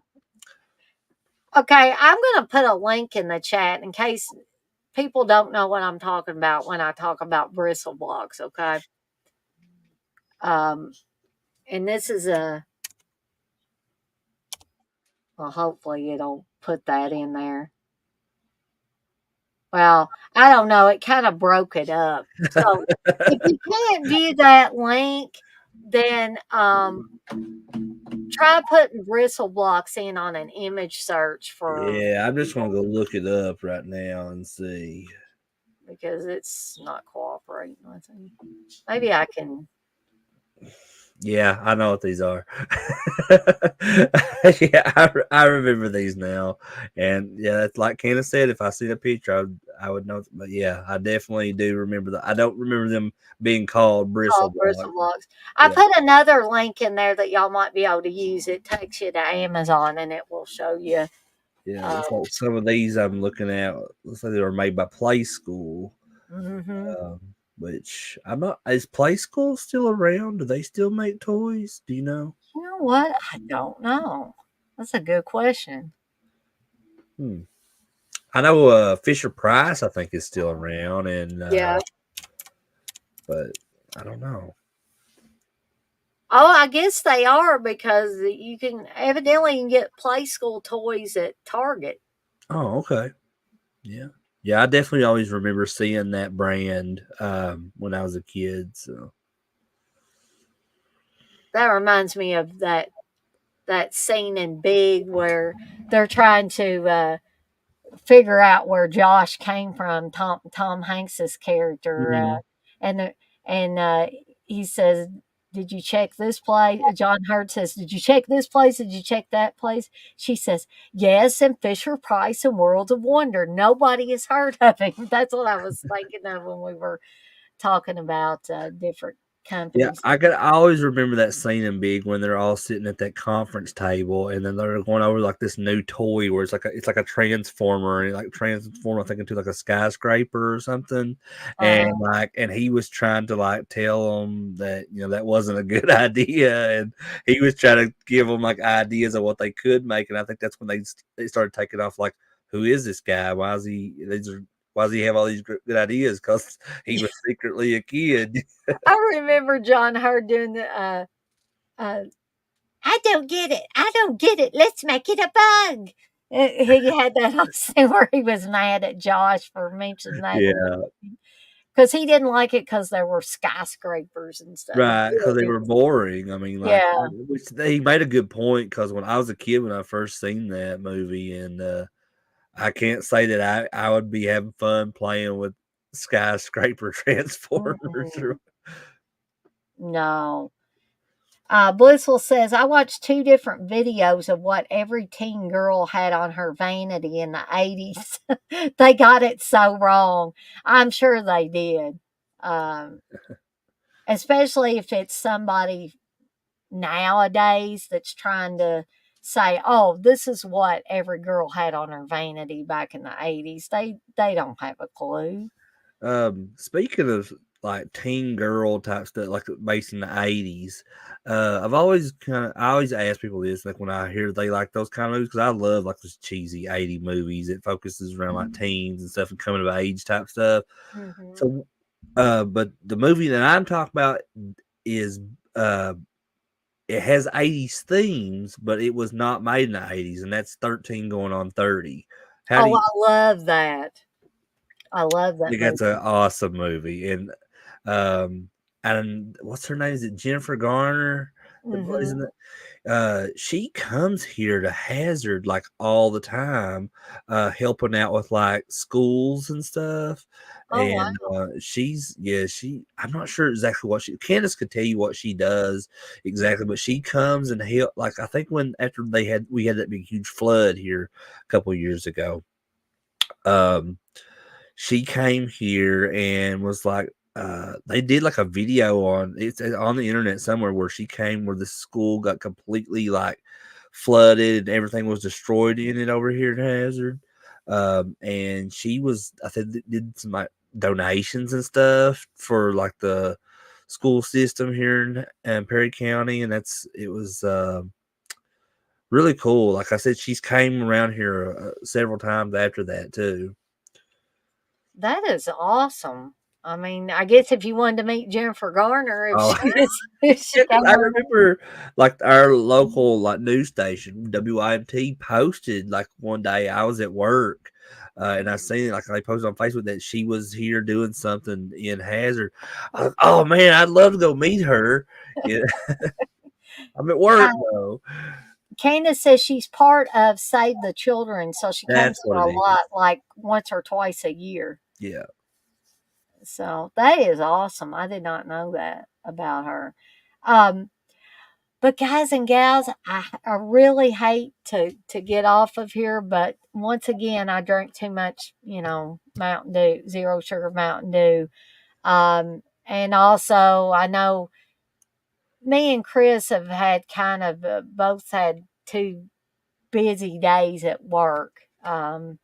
And Chris hadn't been feeling good, so I want him to make sure that he gets plenty of Yeah, rest no, before. I'm glad that you had me on here. I'm glad I came on here and decided to do this because it has made me feel a lot better than how I was feeling. So yeah, thank you as always, Dana. Um, well, I thank you for coming on here, and I thank everybody for being in the chat.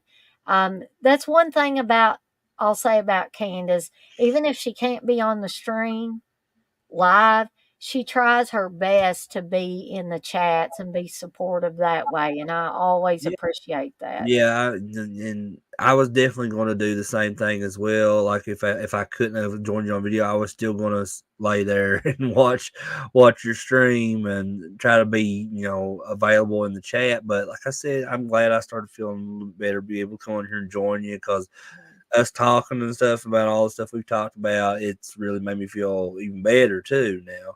Well, So sometimes just getting on here and talking with other people makes you forget about any aches and pains, or and unless you're just throwing up or running a raging fever or something like that, which I can't even be on here if I'm doing that. But a little twinge of a headache or a little achiness, I can usually come on here and do that. But I'm glad you're feeling better, well, regardless of thank you. whether you could come on the stream or not. I want you to feel better. I don't want anybody to be sick. Uh, Thank you. but thank you, Blissful. Blissful says awesome live, Dana and Chris. And Batman says, great stream, guys. I appreciate it, Batman. And I do want to bring up the fact that I knew this, but I always forget about Rebecca Gayheart. She says, Rebecca Gayheart is from here too, so you'll see her. Yeah, she is. When I used to work at Walmart, she must have been friends with one of the managers or something because I can remember her coming in on my break at work, and I came into it's just the break room, I guess you could call it, where we would just you go in there. They had a microwave, refrigerator, and vending machines and stuff like that. And I remember coming in there one day on my break, and there she was sitting with a couple of the Oh, wait a managers from minute, like, Walmart. holy And I cow. was like, "Where's my urban legend poster?" But no, Yes, I didn't say that. I didn't say that out loud, but I was just like, but you were thinking it though. right. Oh man. Yeah. But did you get to talk to her or anything? No, I didn't want to bother her because I don't know. I'm like that because I have seen like celebrities and stuff out in public before, and I'm not the type of person that kind of wants to go and aggravate them and be a fanboy out in Steve's public. like that too. And That's but Steve's like that so much so that, like, we went to one of Joe Bob's shows when he was here in Louisville, him and mm, Darcy. And the first one we went to, Honey, the old original male girl, was there, and she was there to support Joe Bob and Darcy. mm. And I said, "Steve, you like Honey." I said, "Well, why don't you go up and just, I mean, you don't have to, like, bow at her feet and kiss her feet or anything." I said, "But you could just go say, 'Hi, it's nice to meet you,' and then you could go on your merry way." He's like, "Oh, no, I don't wanna bother." Oh, she's really cool, really, really nice. I've met her a couple of times. I noticed. I'm not sure how long she's been doing it, but I know she does a podcast now on YouTube. So she has her own channel now too. But, I'm not, like I said, I just started seeing her videos the other day. Um, so I'm not sure how long she's been doing that. Mhm.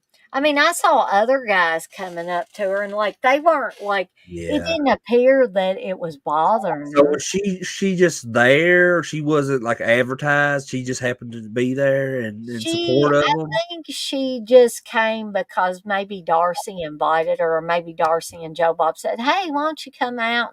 And she actually sat in the audience when Joe Bob was up there doing his "How Redneck Saved Hollywood." Uh, But she wasn't like doing like an official meet and greet or no, anything, right? Okay. Well, I'd probably have to be like Steve in that and not situation, go up and say anything. because I only like to meet a lot of these celebrities if it's like an official meet and greet, like at these conventions and stuff. That's what they're there for. Because if they're, I always just felt like if I've seen them in public, they might be going through something. They're not expecting you to come up to Mhm. them, so they could like take that the wrong way and be like, "Hey," like punch you in the face or something. Get away from me. What are you doing here? I seen one guy, and I don't know if he was one of the promoters. He may have been one of the promoters. He actually came and kneeled down beside Honey and was talking to her. But like I said, I don't know who all the promoters were, and so he could have been a promoter that Mm, was just asking her if she needed possibly. anything or anything like that. Uh, TJ, yeah, Mountain Dew, they should sponsor me since I talk about them all the time. And Blitzel says TJ, yes, and Pioneer Woman. TJ says Mountain Dew makes you pee like a racehorse. Love Dana. Yeah, that's what I That was always a saying that my dad would say when I was growing up. He goes, I got to pee so bad. I'll pee like a Russian racehorse is what he a said. Russian racehorse. Well, gang, it is now 10 p.m. right on the dot. But I do want to thank Chris once again for joining me tonight. He was on here almost all of it, just a couple of minutes at the beginning, I think, Yeah, I when think I was I about 10 joined. minutes late. Yeah, but I always blab at the beginning, so I hadn't really got into the movies too much yet. Um, Drink Mountain Dew and join us. That's right, Batman. But I want to thank everybody that was in the chat tonight. I appreciate y'all coming out and supporting me and Chris as we talked about these movies and all kinds of other stuff. Because there's that box of chocolates thing again. You don't know what we're going to talk about on here. Exactly. But anyway, be sure to tune in tomorrow night at 8:30 p.m. Eastern Time, where God willing and the creek don't rise, me and TJ will be talking about creep show episodes. And yeah, I guess me and Chris are going to skedaddle on out of here for the night. Thank you, Candace. Candace says great live. And we're going to get out of here, folks. So we'll see everybody next time. Bye, Bye. everybody.